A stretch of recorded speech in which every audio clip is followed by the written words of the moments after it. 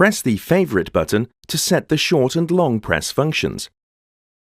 Select your chosen functions from the content library. Press the plus and minus buttons to adjust the volume. Alternatively, use your finger to sweep clockwise or anti-clockwise. When listening to a media source, press the left and right buttons to select the next or previous radio favorite, media or video content, or TV channel. Press and hold to seek up or down to the next or previous radio station. Press the phone button to activate the phone system. Press the phone button again to call the most recent number from the top of the list. Press the plus or minus to adjust the call volume. Press the end call button to end the call. Press the menu button to change the vehicle's features and settings. Scroll through the menu using the arrows.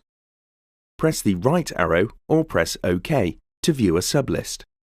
You can now view the feature options. Scroll through these using the up and down arrows. Alternatively, use your finger to sweep clockwise or anti-clockwise and press OK to select. If you want to return to the previous menu, press the left arrow or press and hold to close and exit the menus. Some of these features are not available when the engine is running.